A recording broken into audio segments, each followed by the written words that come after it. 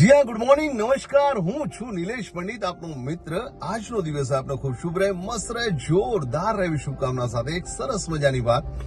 ગઈકાલે અમે લોકો જૂના મિત્રો મળેલા અને વાતોચીતો ચાલતી હતી. એ દરમિયાન તમારો એક મિત્ર છે જે હમણાં અલગ અલગ કન્ટ્રીમાં ઘણી બધી જગ્યાએ ફરીને આવ્યો. તો એ વાતોને વાગોળતો હતો કે હું હમણાં મલેશિયા જઈને આવ્યો, થાઈલેન્ડ જઈને આવ્યો, દુબઈ જઈને આવ્યો, એની પહેલા અમેરિકા જઈને આવ્યો.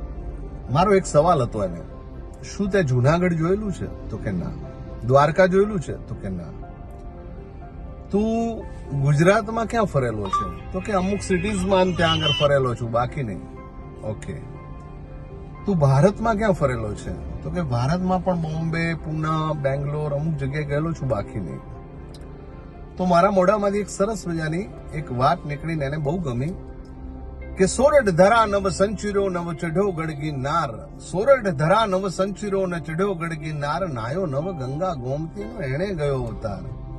સોરઠ ધરતીમાં કે ગુજરાત ધરતીમાં કોઈ ફર્યું ના હોય, ગઢગીરનાર ને ચડ્યું ના હોય, કે ગંગા ગોમતીમાં નાયું ના હોય, એનો આખો અવતાર એણે ગયો છે, ધૂળમાં ગયો છે. તો તું વિદેશમાં ને બધી જગ્યાએ ફરો છે, આઈ એપ્રિશિએટ. પણ જે ધરતીમાં જન્મ્યા છીએ એ ધરતીને પૂરેપૂરી જુઓ, એની અંદર સંત સુરા ને બધા છે એને જુઓ.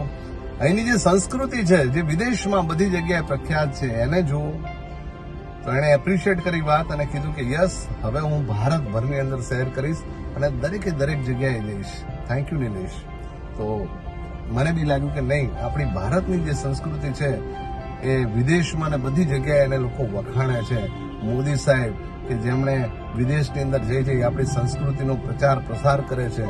તો આઈ રિયલી એપ્રિશિએટ અને પ્રાઉડ છે કે હું ગુજરાતી છું, પ્રાઉડ છે કે હું ભારતીય છું.